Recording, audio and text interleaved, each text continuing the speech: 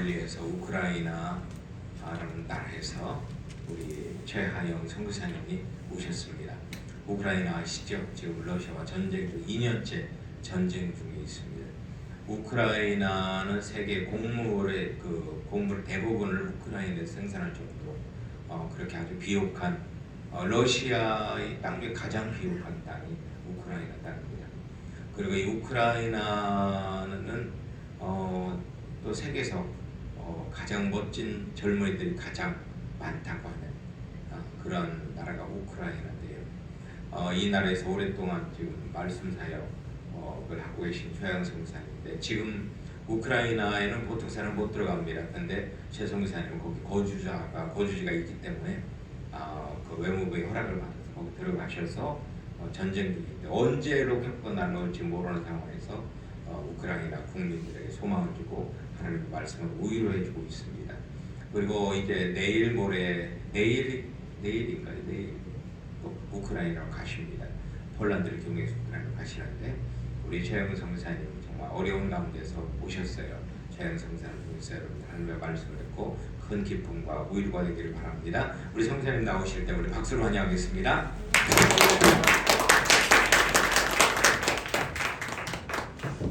여러분 부족한 저를 이렇게 초청해 주시고 특별히 우리 박홍서 목사님은 제가 우리 같이 있는 아이테라는 지도력 개발 기구가 있는데 전 세계적으로 선교지 신학교와 그다음에 선교사님들 지도력 개발과 그리고 현지인들의 지도력 개발을 위해서 우리가 그런 단체가 있는데 우리 목사님께서 회원이세요.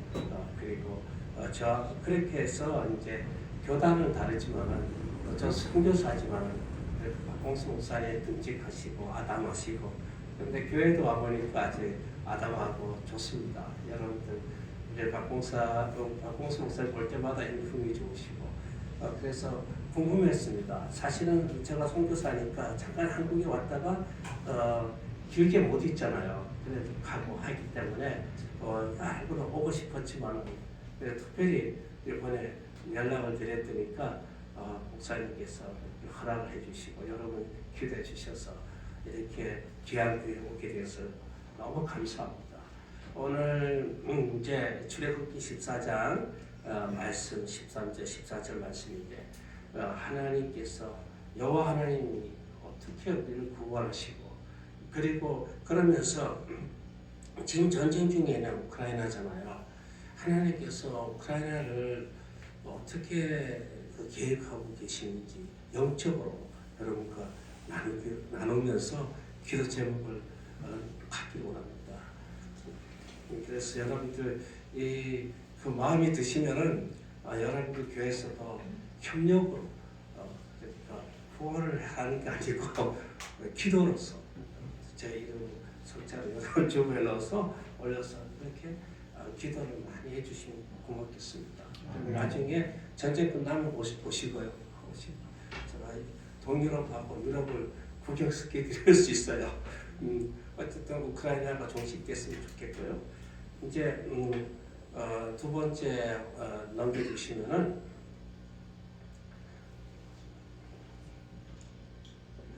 이거를 적어 넘기구나. 맞아요? 이렇게 하면 넘기는가? 이거 아니요, 그걸 안 돼요. 예, 오케이. 예, 감사합니다. 그래서 오늘 본문 말씀 우리 집사님께서 읽어주셨는데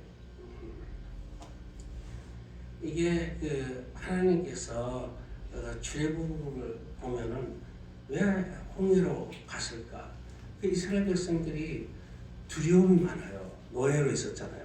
오랫동안 430년 동안 노예로 있으니까 출애굽기 13장 마지막에 보면 하나님께서 낮에는 구름 기둥으로 밤에는 불 기둥으로 인도하신다고 하는데 그러면서 그 블레셋에 있는 그 해변가로 가면은 가나안 땅이 가깝거든요. 가까운데 블레셋을 만나면은 분명히 이스라엘 백성들이 두려워해서 분명히 애굽으로 다시 돌아갈 거를 하나님 벌써 아신 거예요. 그래서 하나님이 잘한다고 광야길 홍해로 인도한 겁니다. 블레셋 피해서. 그런데 여러분들 이제 14장을 쭉 읽어보시면은 보니까 이 바로도 보통이 아닌 거예요. 그러면서 보니까 광야에 그 홍해에 있는 그 길로 왜 가지? 그걸 막힌 길 있잖아요. 사면초가 거예요. 그러니까 바로가 야 이거 그렇게 열재앙을 통해서 그렇게 혼나고도 정신 못 차리는 거예요. 이건 너무 좋은 기회다. 그래서 홍해에 막힌 그 이스라엘 백성들 200만 명 그냥 아무것도 뭐 무기를 갖고 있는 것도 아니잖아요. 금덩어리 몇 개씩 좀 들고 있었지만은 그 외에는 그냥 민간인들이죠. 그렇게 그런 사람들한테 달려가는 거예요. 자기 온 장군들 군대들 다 동원하고 그리고 600승의 그 마차 지금 말하면 뭐 무장된 그 탱크죠. 좋은 탱크를 그렇게 데리고 그리고 뭐 마병들 그 수많은 마병들을 그러니까 말탄 군사들이죠. 그거 다 데리고 온 총동원해서 이스라엘 백성이 가서 잡으려고 동원한 겁니다. 이것이 출애굽기 14장 여러분 잘 아는 말씀이잖아요. 그렇게 해서 이제 자동으로 넘기지 마시고요. 제가 넘기면 넘겨주시고 아직 넘길 때가 안 됐거든. 그래서 사실은 이것을 보면서 저는 그렇게 생각합니다. 하나님께서 이 우크라이나를 생각해 봅니다. 하나님께서 어떻게 이 우크라이나를 사실은 3일 만에 이제 점령하려고 그런 계획이었잖아요. 러시아가. 그런데 그 군사력이 세계 2위이고 그리고 이제 세계 그 군사력 27위하고 어떻게 게임이 되겠습니까? 그런데 3일 만에 점령해서 그렇게 해서 우크라이나를 러시아의 꼭두가시 정부로 만들고 그리고 한 20%의 돈바스하고 크림하고 이렇게 용어로 그렇게 개통이 될 수 있도록 한 20%를 점령하는 것이 러시아의 계획이었습니다. 그런데 아직까지 2022년 2월 24일 그리고 벌써 거의 만 2년 이제 3년째 이렇게 전쟁 중에 있고 그래서 많은 난민을 생겼습니다. 저희들도 난민이에요.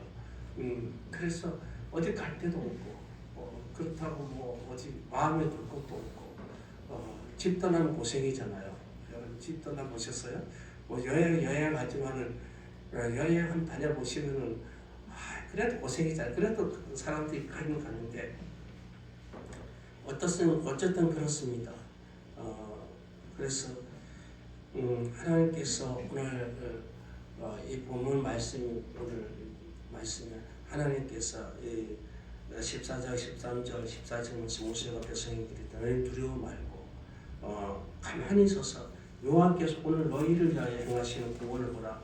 너희가 오늘 본 애굽 사람을 또 다시는 영원히 보지 못하리니 여호와께서 너희를 위하여 싸우시리니 너희는 가만히 있을지어다. 이렇게 모세가 이렇게 얘기를 담대하게 할 수 있는 것은 쉬운 게 아니었어요. 왜냐하면은 이제 비하히롯이라는 그 해변가에 이제 진을 치고 있었잖아요. 그런데 그 바로 군대들이 달려오는 거예요.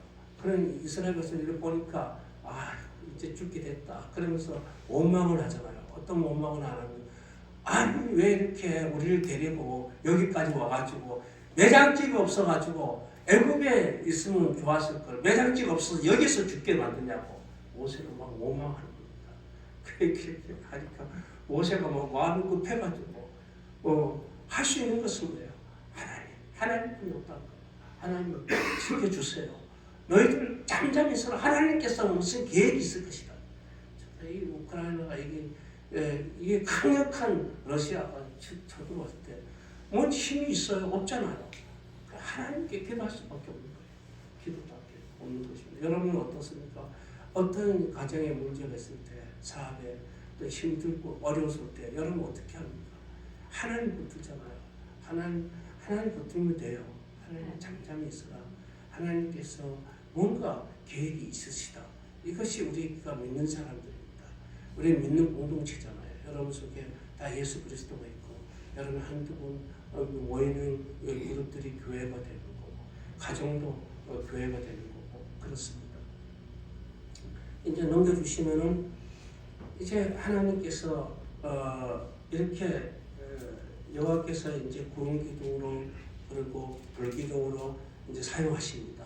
하나님께서 불 기둥, 구름 기둥을 사용하시는데 이제 이스라엘 그 모세 그 애국 군대가 막 들어오니까 하나님께서 그 이스라엘 백성이 앞장서서 하나님 사자가 그 구름 기둥, 불 기둥을 앞장서서 이제 인도했잖아요. 인도하는 것을 그 애국 군대가 못 들어오도록 뒤에서 딱 막았습니다. 막았으니까 아무리 가까이 있어도 그 구름 때문에 이스라엘 백성들이 안전해진 겁니다. 그러면서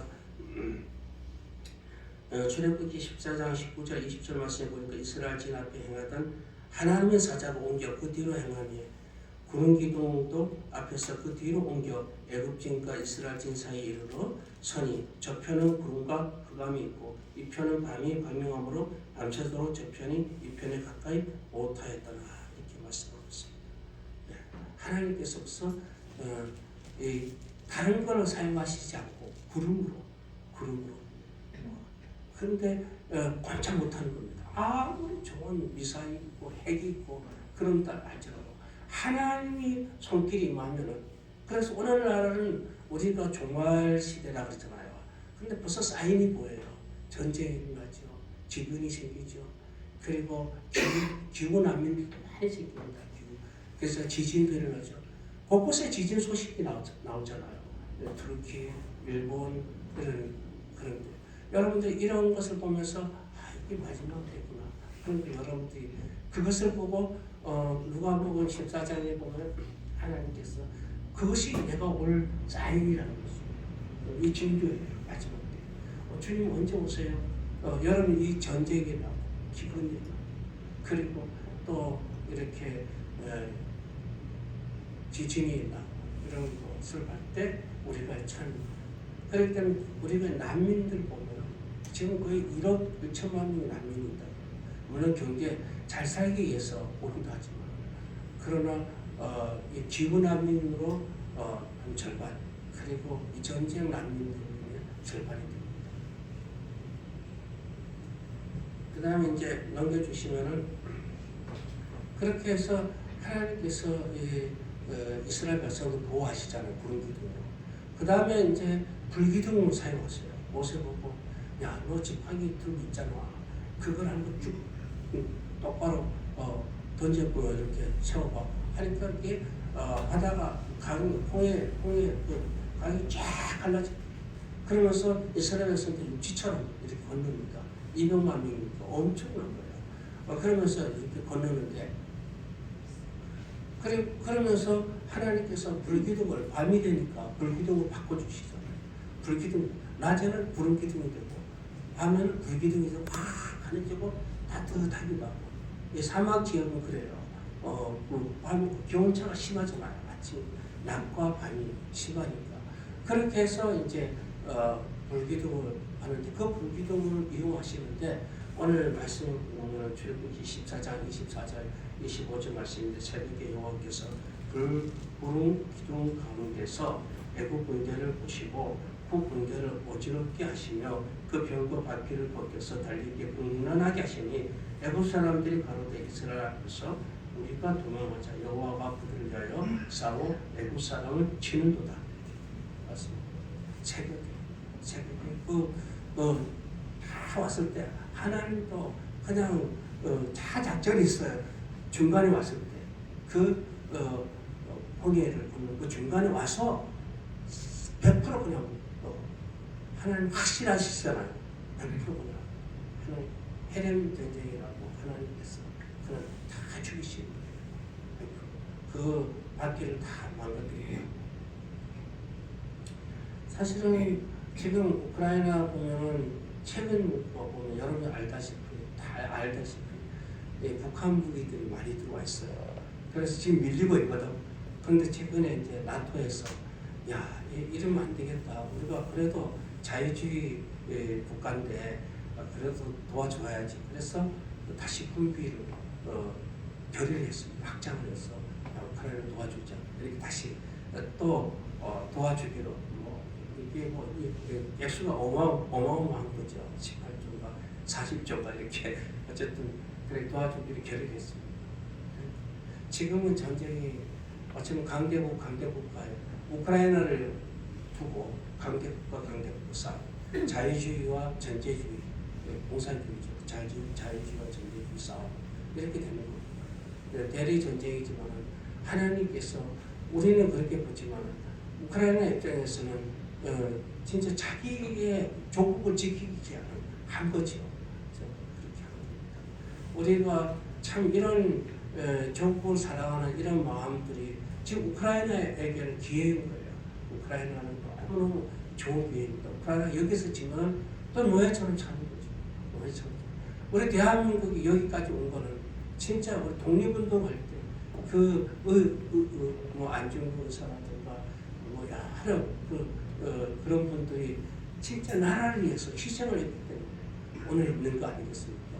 우크라이나는 지금 그런 입장이에요. 우크라이나 백성들 입장에서 제가 보면 그들이 그 교회 가고 그리고 그 지역을 이렇게 순회할 때 그 사람들이 저 눈 잡고 귀 잡고 그런 사람이 왜 여기까지 왔단 말이지. 그리고 그 대한민국에서 그들이 얼마나 큰 위로를 받는지 모릅니다. 우리나라를 위해서 이렇게 여기까지 왔구나. 우리를 위해서 기도해주고 그러면서 그 하나의 상징적으로 제가 가는 것이 상징적이 됩니다. 제가 뭐 도와주면 얼마나 도와주겠습니까? 가면은 이게 뭐 만불 그래도 우리나라 돈은 뭐 1,300만 원 정도 가져가서 다 부지하고 해도 뭐 그게 그 큰 전쟁 중에 그 포탄값 하나뿐이 안 되는 거예요. 사실 그거 가지고 뭐 큰 힘이 되겠습니까? 그래도 그거로 인해서 위로받고 사람들이 격려받고 있습니다. 어떤 장면을 보면 막 떨어요. 그래서 날 보면 막 도망가는 거예요. 그러지 말고 오라고. 그래 언제부터 아팠냐고. 그러면 전쟁 이후에 그 트라우마 때문에 그리고 그 증후군 있잖아요. PTSD가 그런 트라우마가 그들에게 그 심한 겁니다. 그냥 이 사이렌 소리만 들어도 떨리는 거죠. 전쟁에 나가 있는 사람들도 모르는 거지만 그 2, 3년 동안 이렇게 그런 그 전쟁 중에 있으면은 막 무서운 거예요. 우리 집 사람도 뭐 사이렌 소리만 났던 여기 한국에 왔는데도 사이렌 소리 들리는데 그게 병이 되는 거죠. 오랫동안 됩니다. 그 다음에 넘겨주시면은 이번에 이제 하나님께서 다시 모세에게 지팡이를 다시 내리라 그럽니다. 그러면서 우리 합쳐지잖아요. 그러면서 100% 바로 군대가 다 수장되고 못 살게 되면서 이스라엘 백성은 한 사람도 다친 사람 없이 구원을 받습니다. 이것이 여호와의 구원을 보라는 것이 모세의 믿음이었어요. 여러분들 믿음을 가지십시오. 믿음이 얘는 아무것도 없어요. 그래서 모세가 돌로 치려고 했던 그 이스라엘 백성들 앞에서 이런 믿음이 리더들에게 참 필요합니다. 그래서 마지막에 출애굽기 14장 31절 말씀 우리 한번 같이 읽겠습니다. 이스라엘이 여호와께서 애굽 사람들에게 베푸신 큰 일을 보았으므로 백성이 여호와를 위하여 여호와 종 모세를 믿었더라. 아멘. 그 큰 하나님이 뭐 큰 일을 여러분에게는 조그만 일이지만 여러분들 삶 속에서 하나님 얼마나 큰 일을 하고 계시는지 우리가 그것을 그것이 믿음이에요. 그것이 신앙 고백이고 그것을 알아가는 것이 우리의 삶이 믿음이 있는 사람들의 삶이 아니겠는가 생각합니다. 그러면서 그 다음에 이제 보시면은 제가 이제 이 우크라이나를 보면서 영적으로 바라보면서 세 가지를 봐요. 하나님은 어떤 사람도 믿음의 사람들에게 하나님이 역사하신 것을 아는 것은 온 인류에게 이 복음이 전파되는데 그때야 내가 오리라고 주님 말씀하십니다. 그러니까 이 우크라이나를 하나님께서 이 마지막 때 사용하시겠다 이렇게 생각해요. 그래서 이제 우크라이나를 통해서 우크라이나가 지금 붕하고 있어요. 여러분 놀랍죠? 이 전쟁 중인데 사람들이 교회가 가득 차고, 그리고 두 번째는 이 우크라이나를 하나님께서 유럽으로 가게 하셔서 유럽의 그 선교지가 되는 이 유럽을 복음의 불씨로 만들어 주신다. 그리고 하나님께서 이 가난하고 이 지금 전쟁 중에 있는 심령이 가난했던 이 백성들을 이 마지막 때 하나님께서 선교 우크라이나 선교사를 파송할 것이고, 그리고 교회를 부흥시켜서 이 사람들을 사용하신다는 것입니다. 이 백인들, 이 교만한 고쟁이들을 하나님께서 사용하십니다. 하나님도 우리를 사용하셨듯이 하나님께서 이 대한민국을 사용하셨잖아요. 대한민국도 너무 잘 살았었어요. 잘 사니까 이 믿음에 대해서 50대, 60대, 죄송하지만 50대, 60대, 70대 그런 분들은 이제 믿음이 좀 있어. 근데 이게 40대 이분들은 고생을 해본 적이 없어가지고 40대 이하 되신 분들은 너무 우리 어머니 아버지들이 이루는 그 발전에, 경제 발전에 누리는 거예요. 사람들은 뭐 20대 MZ들은 그런데 자기 꿈을 보지는 않았잖아요. 보리고개도 안 거치고 저 같은 나이에 벌써 보리고개를 겪었던 분들이 많이 있었거든요. 못 먹었단 말이에요.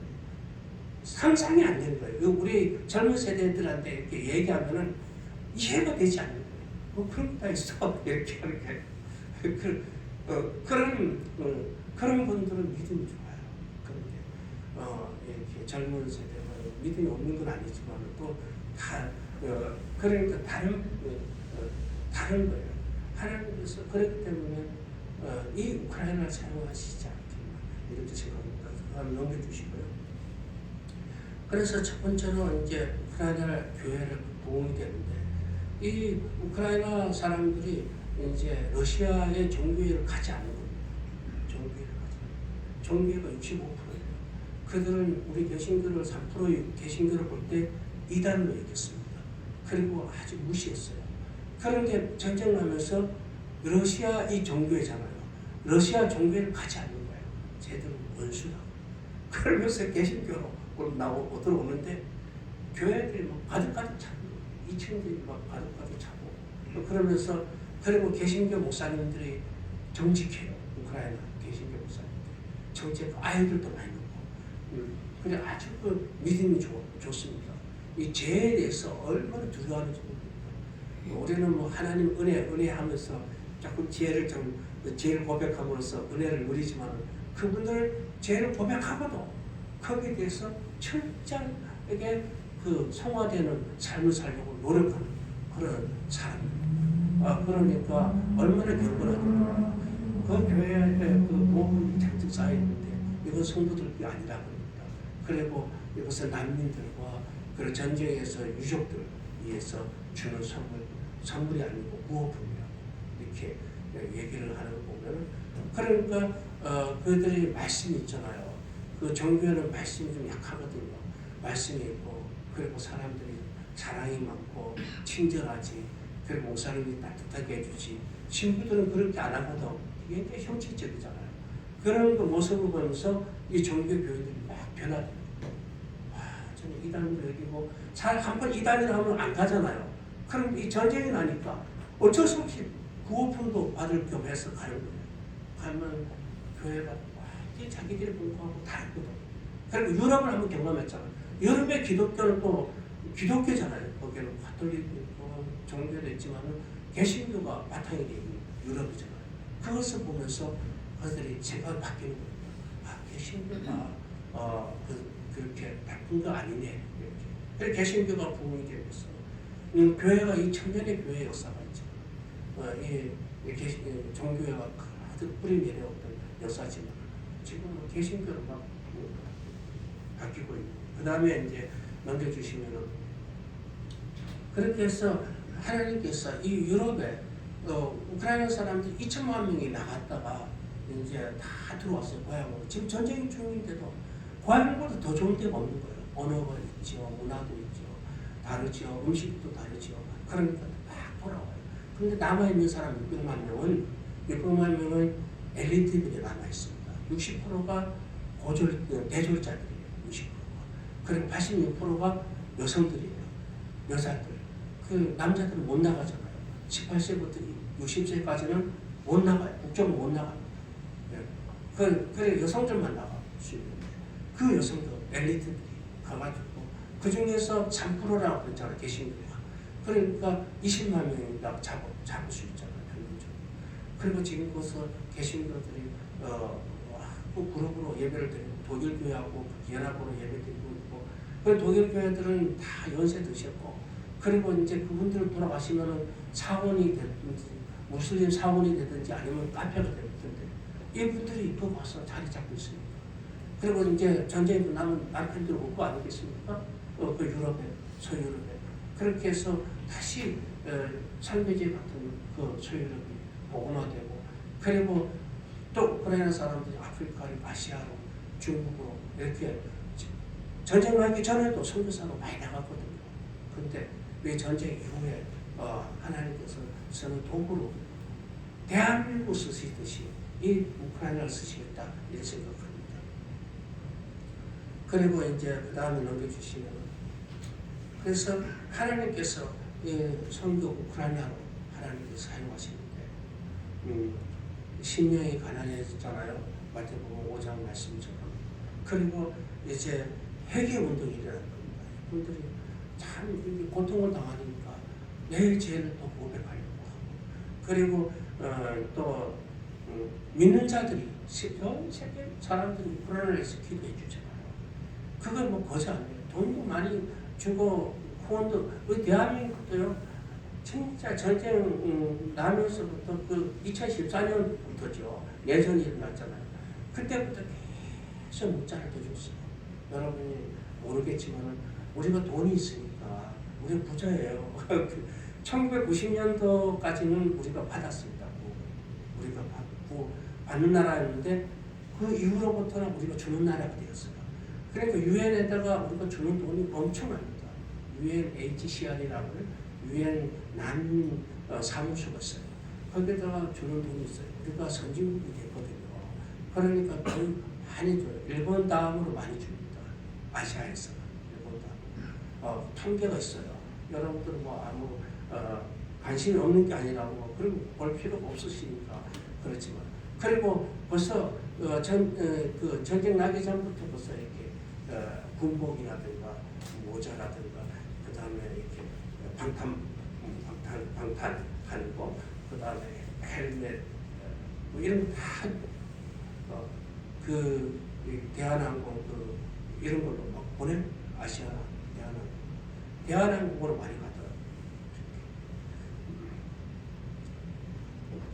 이 나라는 종교도 자유도 있고 그래서 그 다음 넘겨주시면 이제 마무리 짓겠습니다. 하나님께서 오늘 말씀처럼 모세가 백성들에게 이르되 너희는 두려워 말고 가만히 있어 두려워 말고 여호와께서 오늘 너희를 위하여 행하신 구원을 보라. 하나님께서 참 우리를 위해서 영적으로 이 우크라이나 여러분 가정을 위해서 여러분 교회를 위해서 하나님이 구원하시면 우리가 바라보면서 감격하면서 기대하면서 오늘 하나를 사실 거 아닙니까? 그런 것처럼 그 다음에 이제 마지막으로 넘겨주시면 이제 제목이 나오는데 여호와의 구원을 보라. 그렇습니다. 참 하나님께서 이 마지막 때 우리를 사용하실 줄 믿습니다. 그래서 여러분 기도해 주십시오. 우크라이나를 위해서 기도해 주시고 어떻게 우리는 이 대한민국에 하나님께서 이번 전쟁을 통해서 이 대한민국 유산이 너무 커진 거예요. 하나님 어떻게 또 쓰시려고 하는지 모르겠습니다. 우리가 이제 전쟁 나기 전에 군사 9위였어요. 세계 9위. 그런데 지금 이제 3위 됐어요. 3위. 예. 미국, 중국, 그다음에 러시아가 아니고 우리 러시아는 너무 많이 써버렸잖아요. 이란이 도와주고 북한이 도와주고 해서 지금 그러는데 지금 대한민국.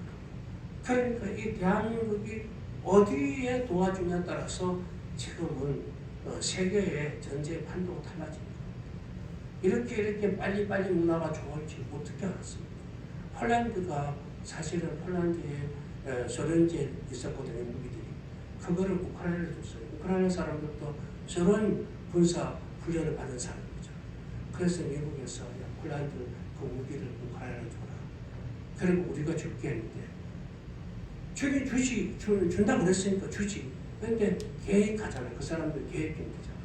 그러니까 2년 후에 주겠다는 거야. 2년 후에 주면 벌써 러시아가 폴란드를 다 잡아먹을 텐데. 그러니까 이렇게 돌아보니까 이 빨리빨리 하는 나라가 있더라고. 무기들이 빨리빨리 벌써 24시간 막 돌리고 이런 나라 대한민국. 그 대한민국에서 100만 발을 가져갔잖아요. 그러면서 보니까 뭐 100만 발을 가져가려고 보니까 와보니까 이거는 보통 아니거든. K9, 그리고 헬리콥터 그런 것을 무기가 그리고 이 우리나라가 산악 지역이잖아요. 산악 지역이 거기에 맞는 지역에 맞는 그런 것을 개조하고 개발한 거예요. 보니까 딱 자기들한테 맞거든. 그래서 사든 그것도 미국의 보다 반값이야. 기능은 더 좋고. 그런 안 사겠습니까? 아무리 뭐 대한민국 제라인데 우리가 K-팝, K-푸드, K-뷰티 그리고 또 K-드라마 이런 거 유명하잖아요. 지금 뭐 이걸 난리 나는데 여러분 모르시지만 난리 나는데 근데 K-방산까지 있습니다. 하나님께서 이렇게 부자한 나라를 만들어 주셨습니다. 지금도 가난한 사람 이집트고 그 다음에 미얀마고 이런 데서 무슬림들이 막 우리나라 들어와요.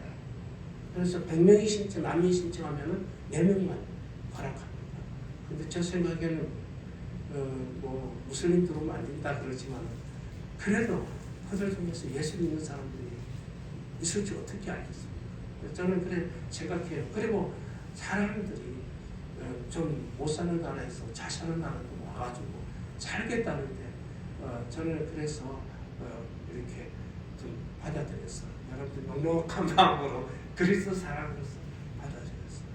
그들에게 밥 한 끼 사주고 제가 이슬람 나라들에 가보면 사람들은 친절해요. 나쁜 사람들이 아니거든. 근데 몇 명의 사람들이 이제 테러를 하는 건데 테러를 하는 이유가 뭐예요? 약하니까 그렇잖아요. 가난하고 약하니까 그렇죠. 우리도 일제시대 때 약하니까 우리가 테러를 사실 이쪽에서 보면 일본 사람들 보기에는 테러인 거죠. 우리는 의사지만 그렇습니다. 어쨌든 하나님께서 여기까지 이 대한민국 쓰시고 사랑하시고 이렇게 부강한 나라를 만들어 주셨는데 이 마지막 때 우크라이나뿐만 아니라 참 여러분들 그동안 수고하실 거예요. 그리고 여러분 계속적으로 수고하시겠지만 이 마지막 때 이 세계에 영적인 그런 아버지의 나라가 됐으면 좋겠습니다. 기도하겠습니다. 하나님 참으로 모세를 통해서 다시 한번